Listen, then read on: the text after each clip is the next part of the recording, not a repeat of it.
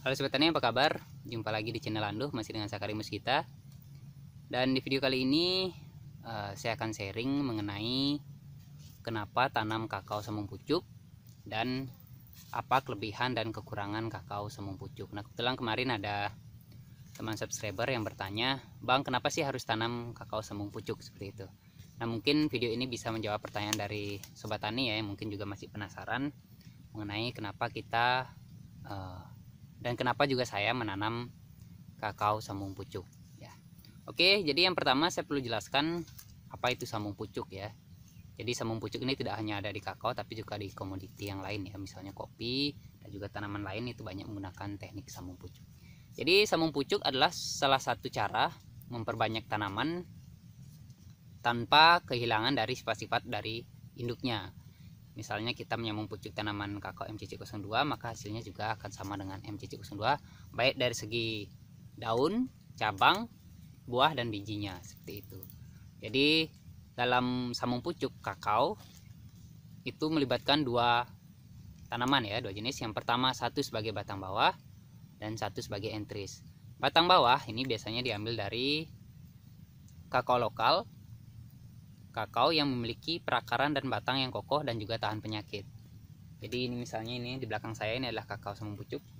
Dari sini ke bawah ini adalah batang bawahnya yang diambil dari kakao lokal ataupun kakao yang memang sudah adaptif di lokasi ini.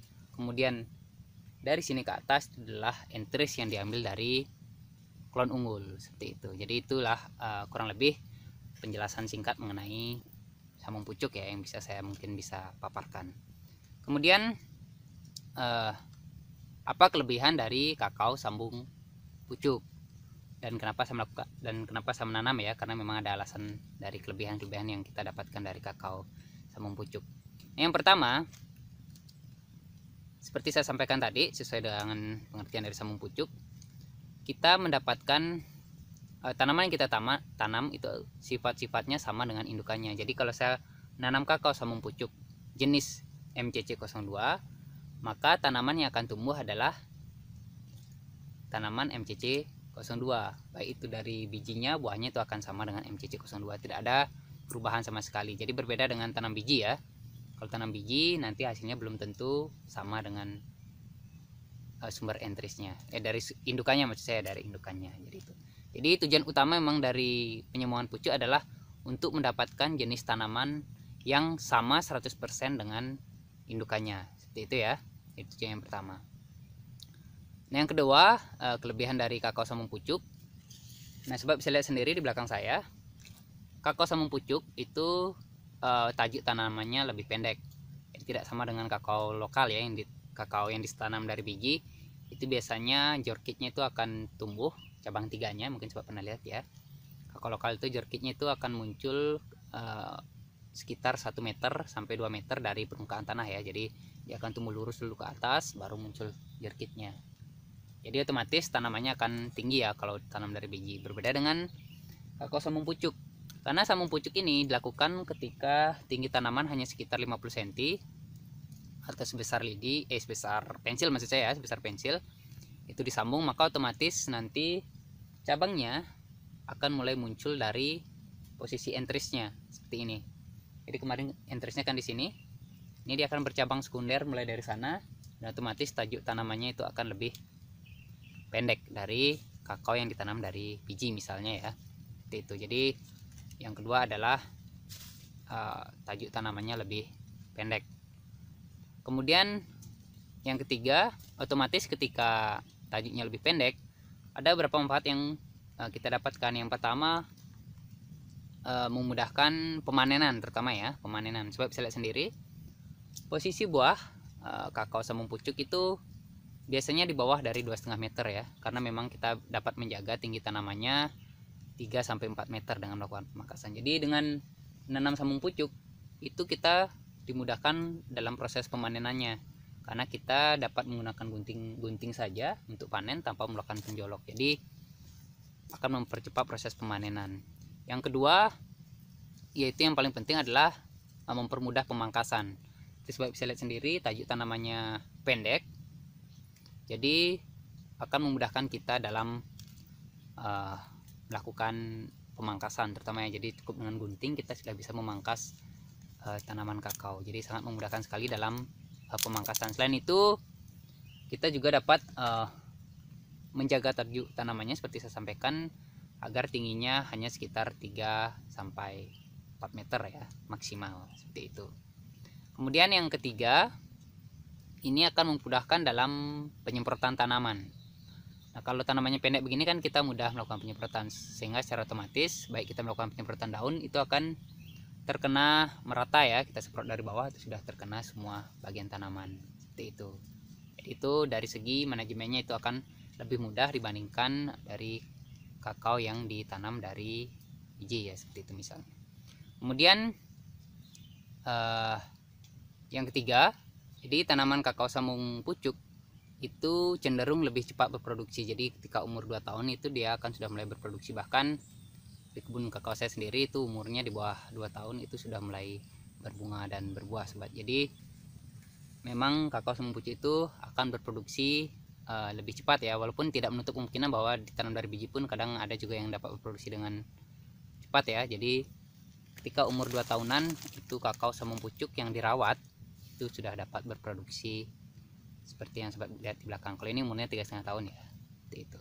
Jadi itu adalah kelebihan dari kakao sambung pucuk. Silahkan sobat tonton lagi ulang kalau kurang jelas ya. Kemudian apa kekurangan dari kakao sambung pucuk? Nah, ada kelebihannya pasti ada kekurangannya. Yang pertama, kakao sambung pucuk untuk proses pembuatan bibitnya itu lebih panjang ya, dan lebih sulit dibandingkan dari tanam biji. Jadi sobat menyemai biji batang bawahnya terlebih dahulu, kemudian dipelihara sudah sebesar pensil misalnya, baru disambung, ditunggu sambungannya bertunas dan tunasnya tua baru ditanam. Jadi otomatis akan memperpanjang proses persiapan bibitnya gitu. Jadi waktu untuk pembuatan bibitnya lebih panjang ya. Kemudian yang kedua, nah karena prosesnya lebih panjang, biasanya harga kakao sambung pucuk itu lebih mahal dibandingkan mungkin kakao yang disemai dari biji. Jadi tentunya akan menambah biaya dari persiapan awal penanaman gitu. Jadi itu kurang lebih kekurangannya yang memang menonjol adalah itu ya. Kemudian ada juga isu-isu mengenai kakao sambung pucuk yang saya lihat juga diperdebatkan oleh sobat tani yang berkebun kakao ya. Yang pertama katanya ya, ini kita bahas isunya ya. Yang tadi yang memang jelas kekurangannya adalah yang pertama tadi itu, yang butuh waktu untuk pembuatan bibitnya dan juga harganya lebih mahal. Kemudian ada juga isunya. Yang pertama isu ya, ini isu ya, jadi bukan kekurangan yang memang sudah terbukti di lapangan. Isu yang pertama adalah katanya kakao sambung pucuk itu cepat tumbang. Kemudian kakao sambung pucuk sering busuk akarnya. Nah, ini akan saya jawab ya menurut persepsi saya. Nanti silahkan sobat tambahkan. Nah, seperti saya sampaikan di awal bahwa kakao sambung pucuk itu melibatkan 2 tanaman sobat ya. Jadi ada tanaman batang bawah, ada entris atau batang atasnya. Nah, kedua tanaman ini akan berpengaruh satu sama lainnya. Jika sobat menggunakan batang bawah asalan yang tidak tahan penyakit, itu rentan PSD, maka otomatis dia akan berpengaruh pada keseluruhan tanaman. Jadi kalau dia batang bawahnya yang terkena, misalnya akarnya yang terkena penyakit, kena kanker batang, maka akan berpengaruh pada keseluruhan tanaman. Maka kadang ada juga yang menyalahkan sambung pucuknya yang bermasalah, padahal terkadang batang bawahnya yang bermasalah. Seperti itu. Jadi kadang batang bawah yang memang tidak tahan penyakit yang digunakan, sehingga akan berpengaruh pada kakao sambung pucuk yang ditanam. Kemudian ini juga saya dapatkan informasinya dari rekan pembibit bahwa ada juga ternyata biji kakao itu yang tidak keluar akar tunggangnya, tapi hanya akar serabutnya. Ini juga biasanya kalau ditanam ini tidak akan tahan atau cepat tumbang ya. Jadi masalah tumbangnya ini biasanya yang paling menentukan adalah batang bawahnya. Makanya dianjurkan menggunakan batang bawah yang memang kokoh dan juga tahan penyakit. Nah, kemudian selanjutnya ada yang bilang bahwa kakao sambung pucuk itu produktivitasnya hanya bagus di 5 tahun pertama. Jadi di bawah 5 tahun misalnya, di setelah 5 tahun tidak ada buahnya. Kemudian ada juga yang bilang bahwa kakao sambung pucuk itu umurnya pendek. Nah, ini saya sampaikan juga opini saya bahwa tidak hanya sambung pucuk ya, Bahkan hampir semua kakao itu yang mempengaruhi produktivitasnya adalah manajemen atau pemeliharaan dari pohon kakaonya atau kebunnya sendiri. Jadi begini sobat, kenapa kakao itu sangat bagus produktivitasnya di 5 tahun pertama? Kenapa? Karena kakao sambung pucuk yang disambung dari klon unggul ketika menggunakan batang bawah dan juga batang atas yang bagus, produktivitasnya sangat tinggi. Artinya rajin berbuah, banyak buahnya. Nah, otomatis ketika dia berproduksi, maka nutrisi yang kita berikan juga harus mengikuti dari produksinya tersebut. Jika buahnya banyak, maka otomatis nutrisi yang kita berikan juga harus lebih ekstra ya, seperti itu ya. Jangan sampai nanti untuk membesarkan buah seperti ini, tanaman kan otomatis membutuhkan banyak nutrisi. Kita hanya memberikan nutrisi biasa-biasa saja misalnya, maka otomatis pohon akan kelelahan ya. Dan selain itu, nutrisi yang ada di dalam tanah ini setelah 5 tahun jika tidak berikan nutrisi yang baik, itu akan lambat laun akan berkurang. Itu makanya ketika di atas 5 tahun tanaman kakao itu biasanya ada yang bilang sedikit buahnya, itu karena itu dari segi manajemen pemeliharaan pohon kakaonya ya. Jadi seperti itu. Jadi ketika pohon kakaonya lebat, banyak buahnya, maka sobat juga harus membantu memberikan nutrisi yang mencukupi kebutuhan pembuahan tersebut. Seperti itu ya. Jadi jika nutrisi terpenuhi, saya yakin nanti tanaman akan lebih produktif. Kemudian masalah umurnya pendek, saya berikan ilustrasi sedikit ya, bahwa jika kita misalnya ya, kita menanam biji umurnya 30 tahun, kemudian kita menanam kakao sambung pucuk umurnya cuma 15 tahun, tapi hasilnya sama saja, kira-kira sobat pilih yang mana? Itu adalah pilihan pribadi ya. Seperti itu. Jadi yang kita kerja adalah produktivitas. Nah, kalau umurnya pendek, seperti saya sampaikan di awal, karena memang kakaonya berproduksi sangat tinggi, banyak berbuah, dan tidak diimbangi nutrisi, maka daya tahan tanamannya akan berkurang sobat. Maka akan cepat sekali terkena penyakit ketika umurnya di atas 5 tahun atau di umur 10 tahun.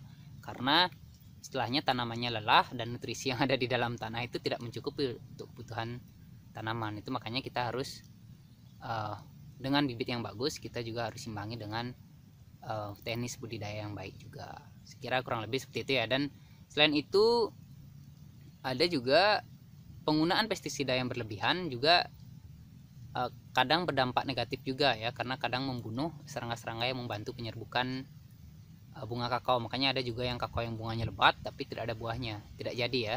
Itu juga bisa disebabkan oleh matinya serangga-serangga penyerbuk karena terlalu tinggi atau intensitas penyemprotan, seperti itu. Jadi tidak hanya sambung pucuknya ya penyebabnya, tapi melainkan dari teknis budidayanya kalau menurut saya pribadi ya. Kira-kira seperti itu sobat. Sekira itu ya, memang isu yang memang ada di lapangan, tapi memang belum terbukti secara nyata, karena memang dalam berbudidaya kakao itu banyak faktor yang mempengaruhi, bahkan cuaca juga akan mempengaruhi produktivitas tanaman itu sendiri. Jadi tidak sama setiap daerah ya, dan bahkan setiap kebun juga tidak sama seperti itu. Jadi jangan memonopoli atau menjudge langsung bahwa kakao sambung pucuk itu mudah tumbang, mudah busuk, atau umurnya pendek. Tapi itu kembali ke teknis budidayanya. Kalau kita membudidayakan kakao sambung pucuk sama dengan kita membudidayakan kakao yang ditanam lokal zaman dulu, itu tentu tidak akan sama ya. Seharusnya dilakukan memberikan perlakuan yang berbeda seperti itu. Jadi sekira kurang lebih seperti itu ya alasan saya secara pribadi juga kenapa menanam kakao sambung pucuk, dan apa kelebihan dan kekurangan kakao sambung pucuk beserta dengan isu-isunya ya. Kira kurang lebih seperti itu, dan kita lihat juga ke depannya. Sobat kan lihat sendiri bagaimana progres saya berkebun kakao. Nanti sobat bisa menilai sendiri lambat laun seperti apa kakao sambung pucuk ini. Kita yang memang 100% sambung pucuk yang saya tanam ini umurnya sudah 3,5 tahun. Sobat bisa lihat sendiri seperti apa perkembangannya. Nanti sobat menilai sendiri ya. Jadi kita tidak usahlah berdebat membahas mengenai tanam dari biji atau tanam kakao sambung, karena semua itu ditentukan oleh kita petaninya sendiri sobat. Jadi petani itu adalah direktur di kebunnya sendiri, jadi dia yang menentukan ke arah mana nanti tanaman yang ingin ditanam seperti itu. Jadi kita sendirilah yang menentukan produktivitas seperti apa yang kita harapkan. Sekira kurang lebih seperti itu ya. Jadi tetap rawat kebunnya, dan semoga kebun sobat bisa memberikan produktivitas yang diharapkan, dan selamat bekerja.